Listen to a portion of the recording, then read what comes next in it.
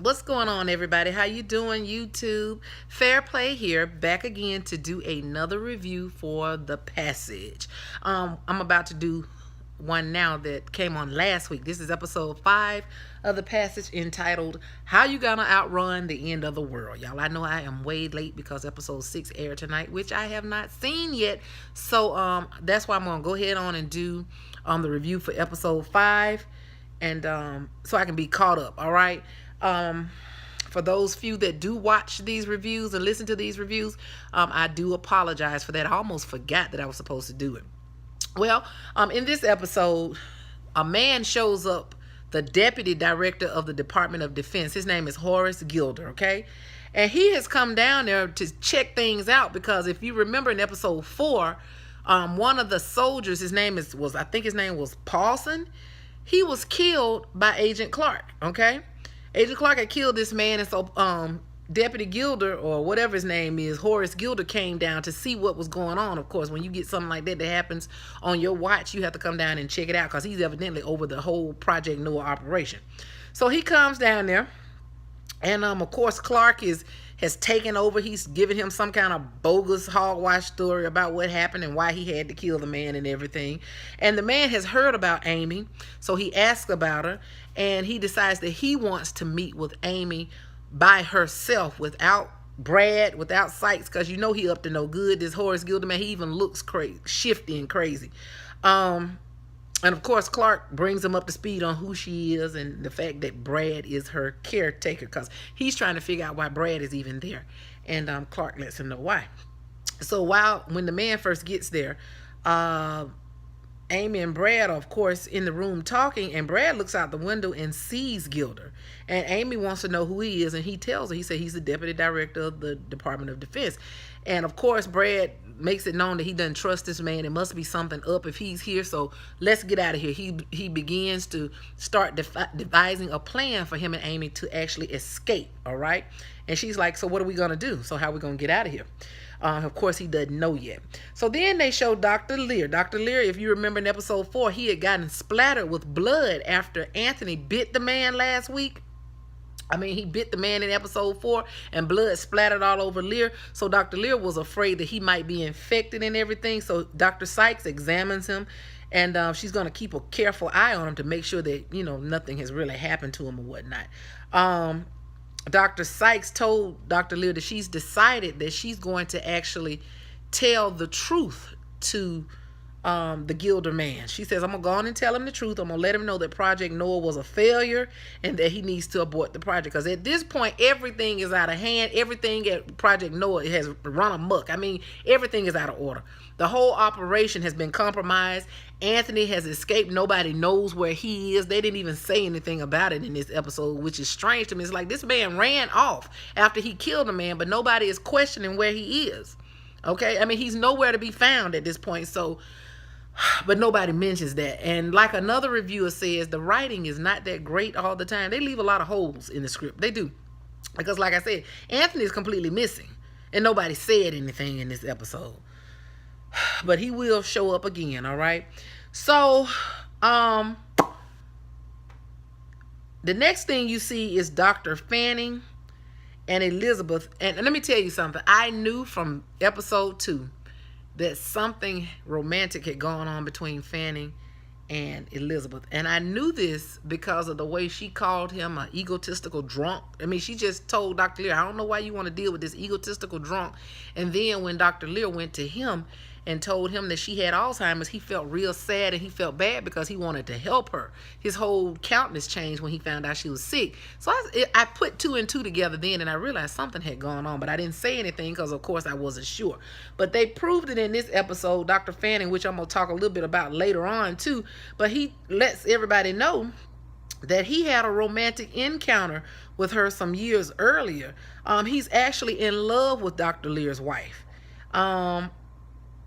Eventually in this episode, he's going to actually visit her in her mind as well and have a conversation with her.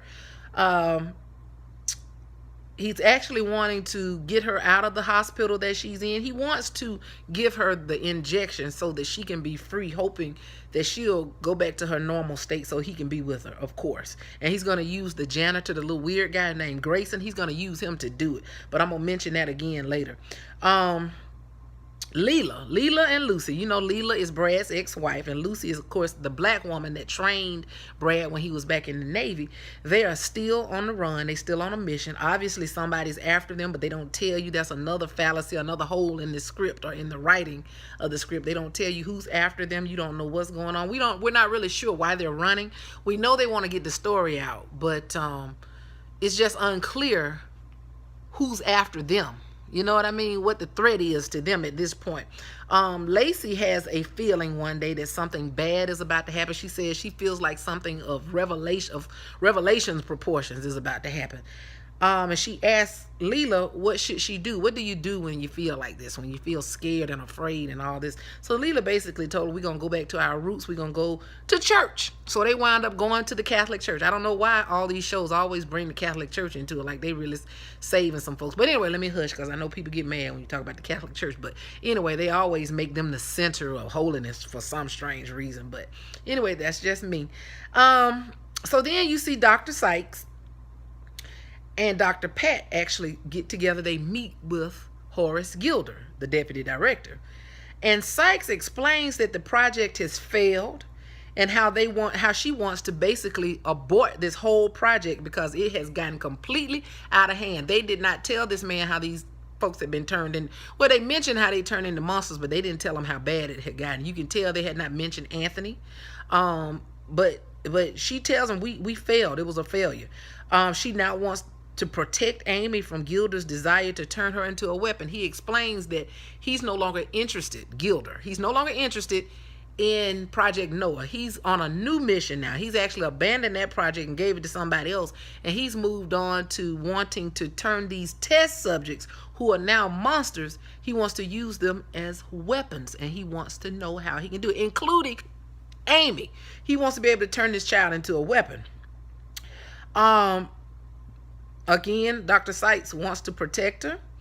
Of course, he keeps telling her he wants to move the Project Noah into a new direction. That's of course supposed to be associated with the bird flu cure, but he doesn't care about that anymore. He's more concerned about whether or not Amy has telepathic abilities, which we find out that she does have them, but nobody wants her. Dr. Sykes doesn't want him to know this. So Dr. Pat, the little Oriental guy, is sitting next to Dr. Sykes, and he begins to take credit for even bringing the child in the first place. All he wants is fame and accolades. You could tell that from his demeanor. He's been a butthole from the beginning, and the only thing that he wants to do is to be able to get acclaim and say he accomplished something great at Project Noah or in this particular entity, y'all. So he makes a dangerous suggestion when Dr. Sykes tells Gilder that she doesn't think that they need to carry on with this project. They need to abort this project, and they need to probably execute these test subjects. Dr. Pat begins to make a dangerous suggestion that they should try to control the subjects by literally drilling into their heads like lobotomy, and then doing something called a deep brain penetration, and also putting himself under some type of hypnosis or some type of subconscious state so that he can talk to the test subjects and actually control their brain. That's what he thinks he can do. So of course Horace Gilder likes the sound of this, and he decides to give him a try to go ahead on and do it. Okay, he convinces us that it's going to be safe and everything. And his first test subject is going to be old crazy Winston, the truck driver, who is now a monster who went on a killing spree back before he went to prison. All right. So then the next thing you see is that Brad realizes that Amy can actually read minds, because one day they're sitting up and she's eating ice cream or whatever, and they're having some kind of lunch or whatnot. And she literally tells him that she has heard him say something over and over again that he has never said. And he realized, oh my God, you can read minds. And he wants to know why she never told him. And she told him that she's scared. I was scared to tell you. I would be afraid to tell somebody I can read their mind too. She's really been reading his mind for a little while. She just hadn't said anything. So then you see Dr. Lear. He decides to quarantine himself with the rest of the test subjects just to be safe. So Grayson, you know, the little weird guy, the janitor that works down there, he told him not to look at Fanning because he done spent a lot of time down there with Fanning, okay? And he's told him, he said, please don't fool with Dr. Fanning. He said, don't even look at him, okay, while you're quarantined in the cell, because they literally put him in the cell not too far from Dr. Fanning, okay? When Sykes found out about Gilder meeting with Amy, she decided to pop up at the meeting, uninvited. And he was shocked to see her there, and you can tell he didn't want her there. So Amy told this man that he was a bad guy. She told him, she said, you're a bad guy. And so he looks at her. He said, how would you know that? She didn't say anything. And he realizes, oh, you can read minds, can't you? Because she told him he was a bad guy. But she tells him, no, I can't. I cannot read minds. So Sykes gets her out of there. She tries to take him out of there first. The Gilder man tries to stop her, but Sykes takes over and she says, I'm still in control of this project and I'm going to get this child on up out of here. So she gets her out of there and they leave. And she also tells her on the way, taking her to a room, that I'm going to help you and Brad escape from here. I know y'all trying to get out. I want to help y'all. So now Dr. Sykes has suddenly seen the light. She's seen Anthony bite a man and escape. She's seen crazy things happening. She knows that her boyfriend, because you know she was sleeping with Clark, has turned on her. She can't trust him. And so she decides that she is going to help Brad get Amy out of there. She wants to protect this child now at all costs, okay? Now, when Anthony actually visits Brad in his dream while he's asleep one day, when they took Amy, when they separated Amy from Brad that day to take her to talk to Horace Gilder, they actually tied Brad up. I don't know why they had to tie him up. They could have put him anywhere, but this how stupid sometimes these shows are. They tied him up, and while he was tied up, he fell asleep. And while he was in his sleep, he dreamt about Anthony, which was Anthony manipulating his mind just like Dr. Fanning does. Well, he shows up in his dream, and when he shows up in his dream, Brad finds himself out at a house out in the country somewhere, and it's actually Anthony's mother's house. Anthony, this is his opportunity to go back and spend time with his mom. His mom has been dead for like 3 years, but since he's a vampire, he can do this stuff. He can actually teleport and transport himself to places that don't really exist for real. In his mind, he can do it. So they're sitting out on the porch at Anthony's mother's house, and Anthony tells Brad that Fanning isn't his only problem, but that this Horace Gilder man has shown up and wants to turn Amy into a weapon, basically a weapon of mass destruction. So Anthony he shows that he's a little bit mad with Brad. He's a lot mad, but he's mad because Brad was the one that brought him there, and he's the reason for him being in this wicked state that he's in now. But he wants to help Amy. He says, I'm not doing it for you. I'm not doing it for anybody else except Amy, okay? So he tells Brad that there's nothing that he can actually do to stop this. He said, you can't outrun the end of the world. That's why the title is called, How Do You Outrun the End of the World? He said, you're not going to be able to do it. And he said, but the least of your problem is getting Amy away from Fanning. He said, that's the least of your problems. He said, he basically let him know, your problem is going to be preparing her for what's to come. Remember now, this is the apocalypse. This is almost like an end of the world thing going on here. So he's telling him, you are going to have to prepare little Amy for what's coming next. Of course, we know Brad don't even know how to do that yet. I'm pretty sure he's lost and confused, but I'm pretty sure they'll write it some kind of way. You know what I mean? He tells him, you need to get Amy ready for whatever it is that's coming up. All right, and at this point, he wakes up. Then the next thing you see is Fanning. He actually gets into Lear's mind on this episode. Fanning tells him, he lets him know he's mad with him for not killing him when he was bitten by that monster back 4 or 5 episodes ago. And he's also mad with him for letting Elizabeth, his wife, get as bad off as she had gotten with this Alzheimer's and not telling him so he could try to help her. And also because he has the cure, this injection, and he wants Lear to give it to him, but Lear, of course, refuses to turn her into a monster because he loves his wife. And Fanning can't understand why he won't just give the woman the injection to cure her. So now he's mad. He's got this vendetta against Dr. Lear, again, because he was in love with Elizabeth too. He wanted her for himself, so he's jealous of him as well. Then you see Dr. Sykes. Dr. Sykes comes and she cuts Brad loose so that he can go to Amy. Dr. Sykes literally hides Brad and Amy in the blood cooler, y'all, where they store all the blood at, until it's safe for them to leave. Amy realizes, and Brad realizes, that Amy can literally sit in a cooler without a jacket. She doesn't get cold, okay? She's warm-blooded all the time, apparently.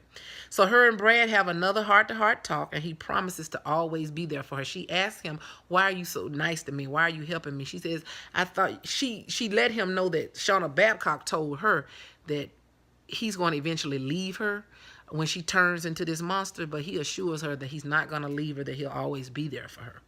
The next thing you know, Dr. Pat starts to begin his testing on Winston, him and this other lady. Winston allows him to think that he's actually controlling him. He plants these things into his brain, his head, and he puts something on his head. But the whole time he thinks he's controlling him, he has him to stand up out of his seat, which he wasn't really standing up, but in his mind.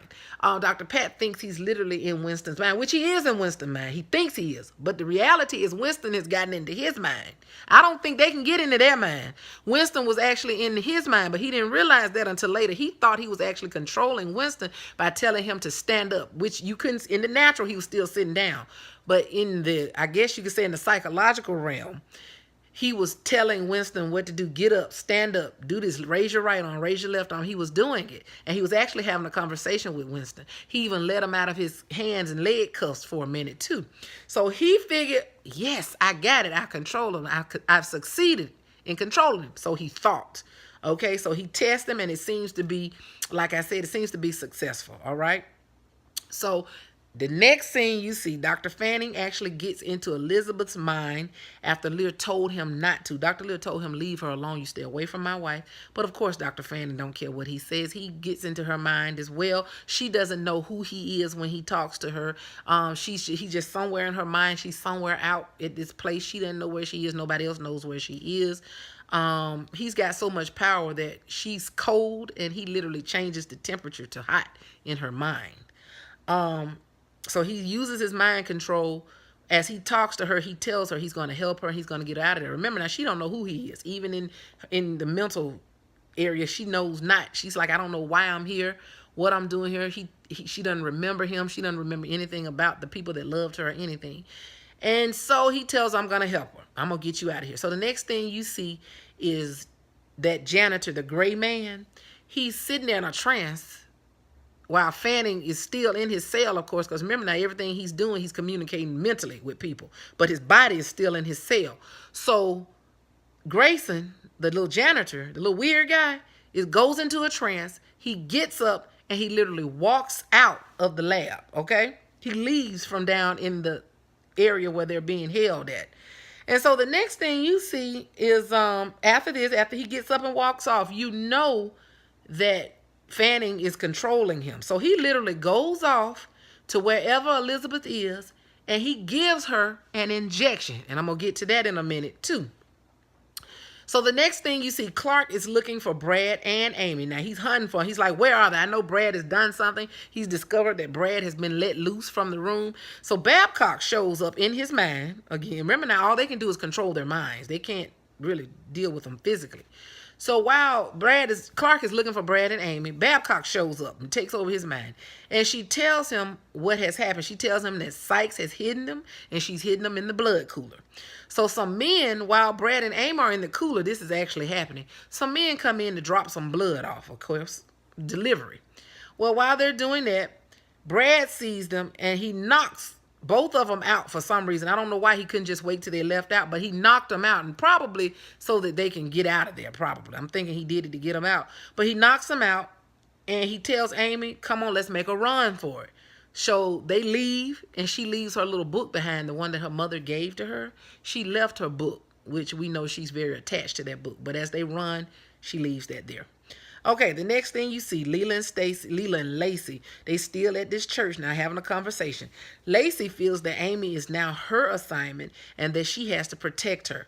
Now, while Leela is over praying for Amy and Brad, some man shows up out of nowhere, comes up behind, grabs her around her mouth, and pulls her off somewhere, and you never see her again. They don't show you what happened to her. All you know is he done snatched this woman, pulled her off somewhere, and she's in danger now. So somebody got Leela, and if they got Leela, chances are they're gonna try to get Lacey too, if they hadn't already gotten her. So hopefully that'll be in episode 6 what happened to them. Okay. So the next thing you see, Clark angrily confronts Sykes because he knows she's behind it. Of course, Babcock had already told him what was up. So he confronts Sykes about about hiding Amy and Brad. She tells him that she hopes he never finds them. She said, I hope you don't ever find them. So he looking crazy. Ain't no telling what he gonna do next. But y'all, I got a sad feeling that Sykes gonna wind up dead. If not dead, he's definitely gonna try to kill her. I have no doubt about that because she done stepped on his toes now. But anyway, she walks off. He tells her, I want to see you upstairs. I don't know when he became her boss, but he commands her to go upstairs, and she tells him, I hope you never find Amy and Brad, and she literally goes upstairs, okay? So the next thing you see, Dr. Pat goes back down to do one of his stimulation mind control tests on Winston. Now, y'all remember Winston is a fool, okay? So this time, though, Pat doesn't even have to ever get to the point to start the stimulation. He usually has to put those little silver things on their head. But this time he didn't even have to do it because Winston is already in his head. Winston is talking to him already, just like he was doing the first time. But remember, Winston was pretending to let Pat control him, but the whole time Winston was controlling him. So he starts controlling Pat, and he gets Pat to literally open up all the doors to the room that he's locked in. Pat tried to escape. Now, all of this is happening psychologically. He's controlling him, telling him what to do. And he's doing it. He's opening up all the doors. Some kind of way, Winston gets out. I think he unlocked all his arms and his leg locks and stuff off of him. Winston gets loose. Pat tries to run from him. Winston chases him. He catches up with him in the area where Dr. Fanning and Dr. Lear and Babcock and all that. And they can see this happening. When he catches up to him, of course, he gets him. He bites him. And, of course, I don't think they kill him because when they bite him, I think they turn into monsters, too. You just don't ever see the people anymore. But anyway, he bites him, and allegedly he kills him right in front of Lear and everybody. Lear's like, oh, my God, what's going on? So he decides, he's like, y'all let me out of here. Let me out of here. So the men do come and let Lear out. Okay? They've seen all of this. And so the next thing you see is Dr. Fanning.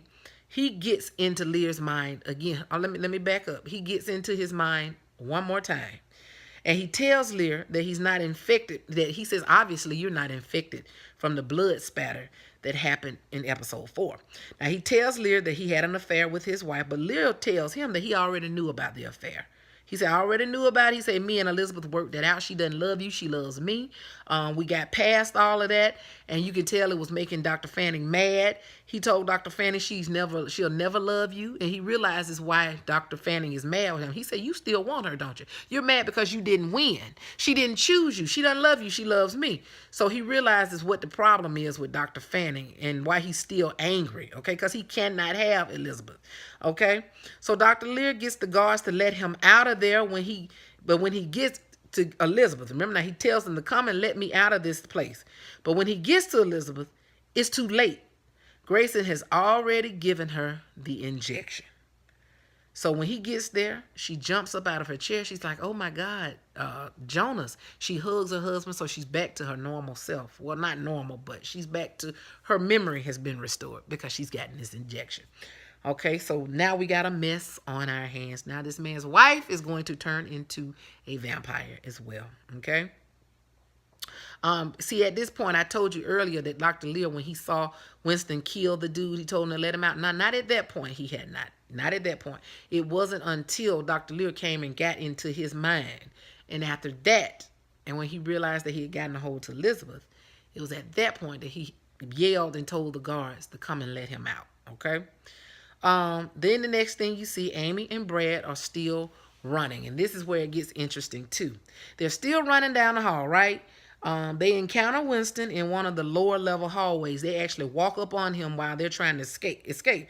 But before they walked up on him, Amy knew something was coming around the corner. She said, "We can't go that way." He was like, "Why?" Brad was like, "Why?" She's like, "I can hear them. Something is going on. I hear it." And the next thing you see is Winston bring his crazy, nasty self around the corner, growling and hissing and going on.